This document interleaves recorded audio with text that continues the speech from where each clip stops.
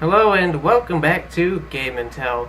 This is episode 2, and before I begin, allow me to rattle on for 10 minutes. I'm joking, I'm not going to talk for 10 minutes like I did in the last video. 5 minutes at most, if that, probably not. But there's just a few things I kind of want to address at the beginning of this video, so just bear with me for a few minutes. So first off, you may have noticed that we have a little change of scenery. I'm no longer in front of my video game shelf. There's a few reasons for that.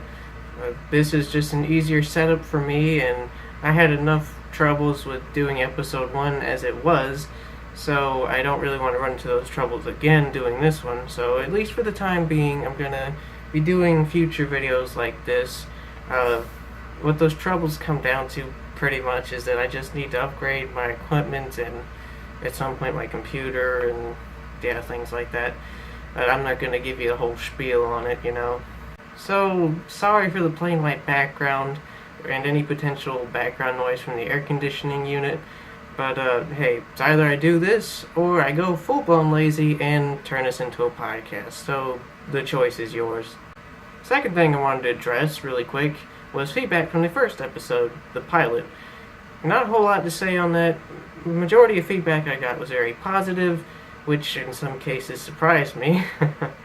But I did get one dislike though, so there was at least one person out there who didn't really like this series, I guess, or maybe just the one video.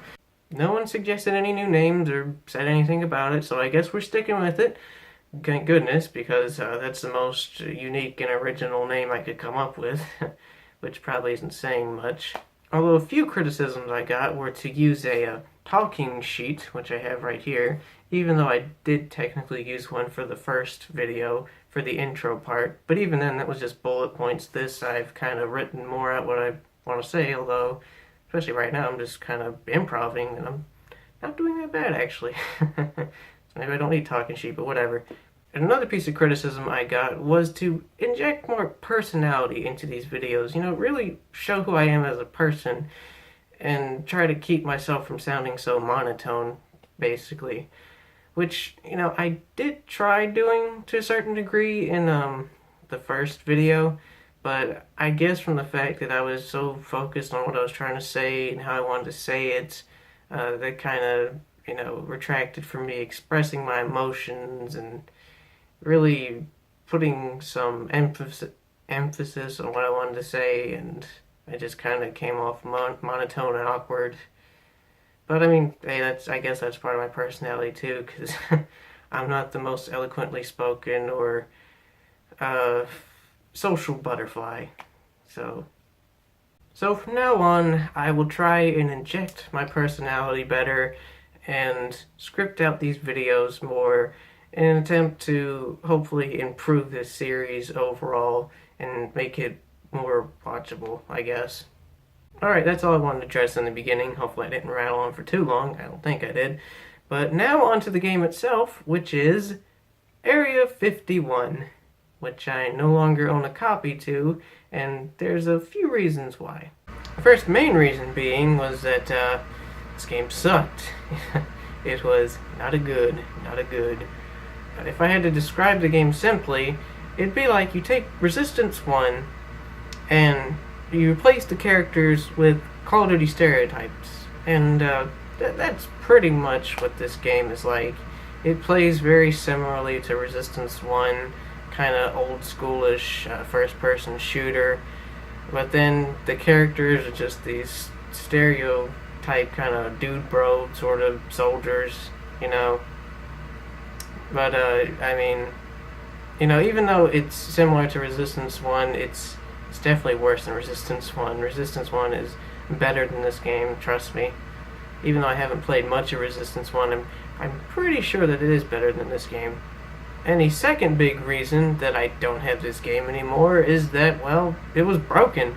I think I got about halfway through the game. I got to the point where you come to this drive-in sort of place, and you gotta fight off a horde of enemies for a while, and then once you fight off all the enemies, an evac helicopter comes, and then you get in the helicopter, and then that level ends, and then there's a loading screen, And then what's supposed to happen is that you load up in the helicopter and you're on a turret and you're shooting things.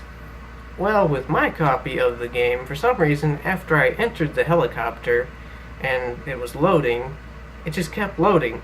Like, it would just not stop loading. It would not load up the next thing. Basically, it was frozen on the loading screen.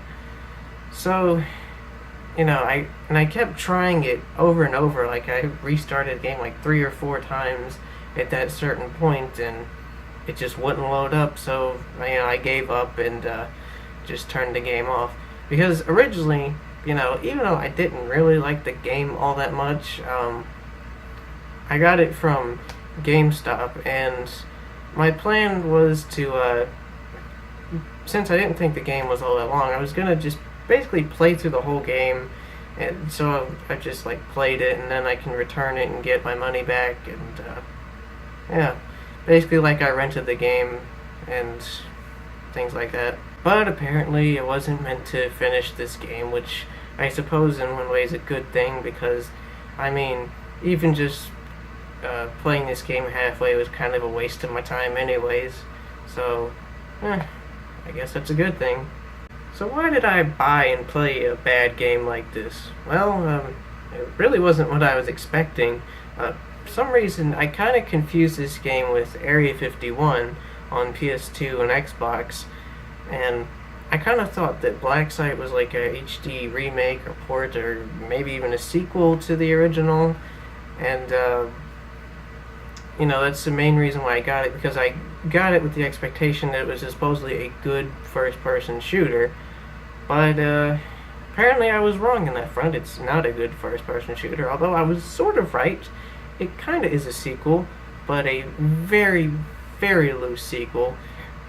It's really only a sequel in name and possibly gameplay only, because, it's a first-person shooter like the other Area 51 game.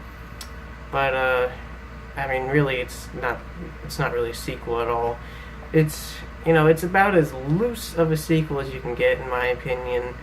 So, some criticisms with the game: you can't run, which is kind of annoying.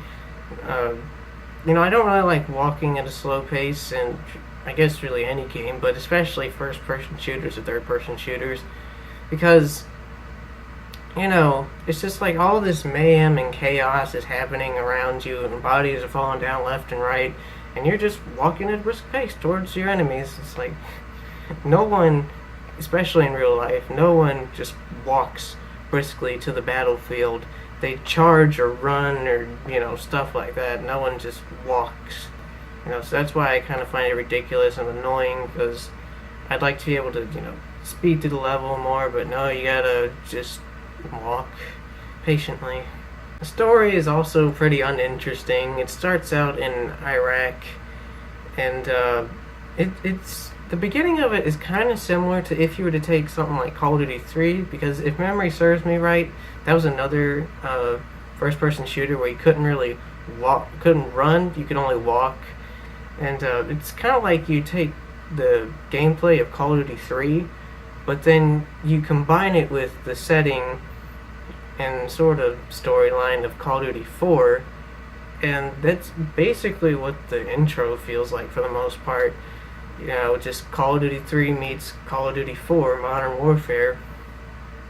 Except for when you start to see some weird alien shit and stuff, then it starts to, derail off from that sort of vibe. But especially in the very, very first moments of the game, it feels like Call of Duty 3 meets Call of Duty 4. Now, I was pretty unimpressed with the intro. I found it kind of boring, and it wasn't really holding my attention all that much, but with the false belief that I thought this was the game everyone thought was so good, and it's supposed to be a good game, I felt maybe the intro just sucks and the rest of the game is better. I'll just give it time, and maybe it improves. But as I kept playing, game didn't really improve, and later back checked on this game, and wouldn't you know it, this game sucks, and Area 51 is a good game, and this is not a sequel to it, and even if it were, it's not a good sequel. So yeah, that's how I found out that this wasn't what I expected. And besides the story, the graphics, they're okay, I guess. I mean, they're early PS3, Xbox 360 graphics, so they're gonna be dated by now. They're not gonna look all that fantastic several years from now. But I mean, I guess they're okay.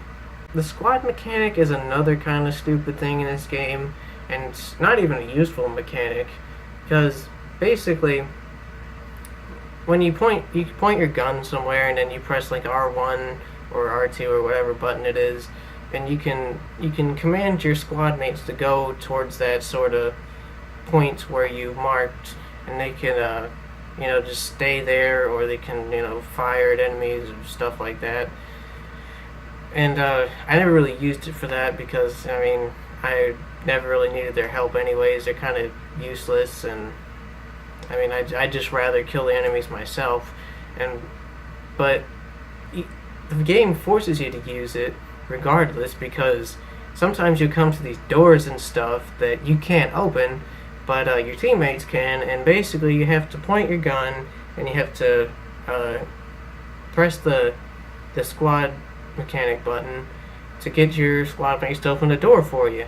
So it's kind of like Call of Duty, like the Call of Duty games, where you got to follow your guys around, and only they can open doors, and you really can't, unless it's like a door you got to breach, put a bomb on it and then blow it up.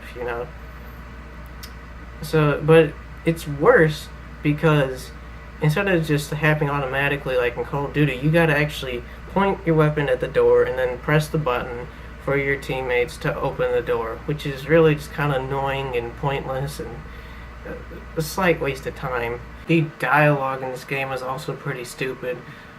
One good example I can think of that really kind of shows how stupid this dialogue is there's a point in the game where you come to this trailer park sort of area, and at the beginning of it you walk around this trailer, and immediately the enemies roll down this trailer that's on fire at you, and you gotta get out of the way and dodge it.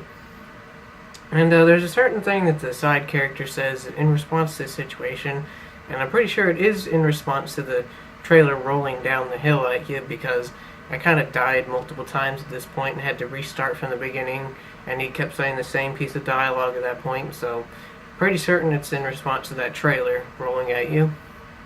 And the side character, by the way, was a stereotypical black soldier, so that might kind of, provide some better context for this sort of line, help you better understand it, why I suppose he said it. But what this character says in response to that event is, "It's like playing Dodge the Redneck," which is a pretty stupid line, because it's like, what the fuck does that even mean, I mean, yeah, rednecks and white trash sort of people generally live in trailers and in trailer parks, but I mean, there's not like a stereotype that they throw trailers at you, or they'll roll their trailer into you if you talk shit to them or something. So it's like, what the fuck does it even mean? That's just a stupid line. Like, who thought that was a good idea for a line in this game? Like, who thought that was a good line? Like, oh, one thing I almost forgot was that apparently I was also playing the worst version of this game. I was playing it on the PlayStation 3, which that apparently experiences screen tearing and frame drops, which I'm not really sure about the screen tearing part. I didn't really notice that. But with the frame drops, yeah, I did notice a couple, especially at the train yard part where there's just a bunch of wrecked trains and fire and stuff. Like, the frame rate did chug a little bit there, and I was like, oh my god, this frame rate is bad. So yeah, I think that's pretty much all my thoughts on this game. Not a lot to say. I mean, I suppose part of the reason is because I only got halfway through the game, but even then, if I played the whole game, I doubt I really would have had that much more to say about this. So, in summation, go play Resistance 1 instead of this. I'm sure you'll have a much more fun time with Resistance 1 than this game. This one is not really all that good.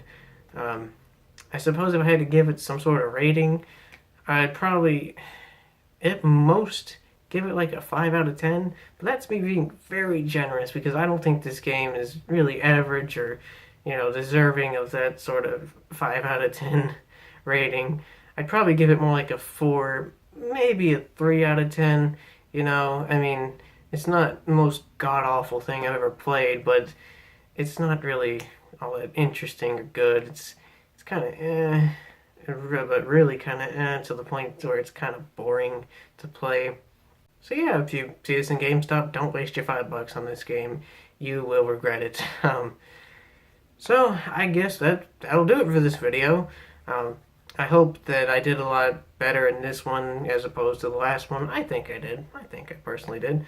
But anyways, have you played this game? Let me know your thoughts in the comments down below. And till then, I'll see you in the next episode. So take care.